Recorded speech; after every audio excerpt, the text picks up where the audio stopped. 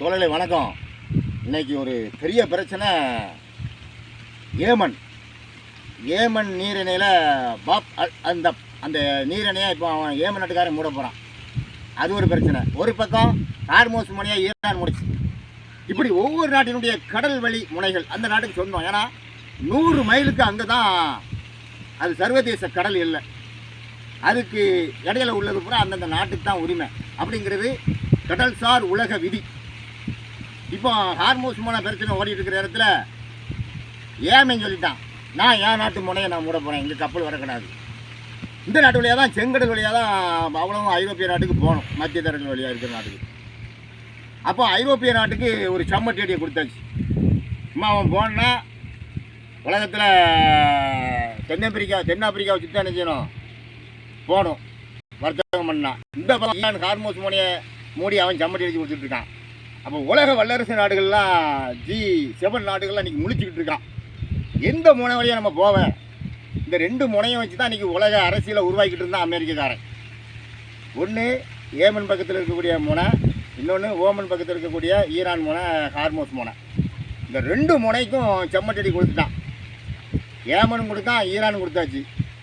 என்ன நீ நம்ம கச்சா எண்ணெய் வர்த்தகம், கச்சா எண்ணெய் மட்டும் இல்லை, சாப்பிட்ற பொருள், உணவுப் பொருள் கொண்டு உடுக்கிற துணி வரைக்கும் அந்த முனையாக தான் போகணும். ஐரோப்பிய நாடுகளுக்கும் ஆசிய நாட்டுக்கும் விலைவாசி உயரப்போகுது. பசி பட்டினி வரக்கூடிய சூழ்நிலை வரலாம். 2 முனையத்தை இப்போ அரசியல் ஓடிக்கிட்டு இருக்கு.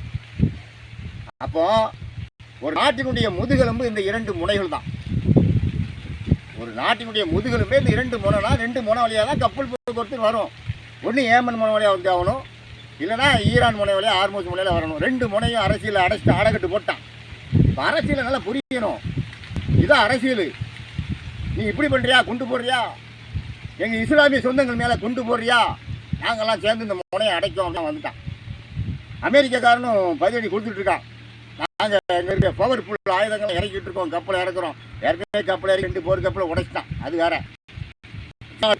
ஆபிரகாம் லிங்கன் கப்பல் எந்த சக்தியாலும் நிறுத்த முடியாதுன்னா அந்த சக்தியிலே குண்டு விழுந்துச்சு. அதே மாதிரி F-31 35 விமானத்திலலாம் யாரும் பிடிக்க முடியாதுன்னா அதுலேயும் கொண்டு வந்துட்டான். இப்படி போர் சூழல் வேறு மாதிரி போய்கிட்டு இருக்கியா. மொத்தத்தில் பஞ்சம் வரக்கூடாது. பஞ்சம் பசி பட்டினி வந்துட்டால் போர் வந்தாலே வந்துடும். பஞ்சம் பசி பட்டினி அதை நுப்பாட்டுறதுக்கு உலக மேதைகள், உலக தலைவர்கள்லாம் குரல் கொடுக்கணும்.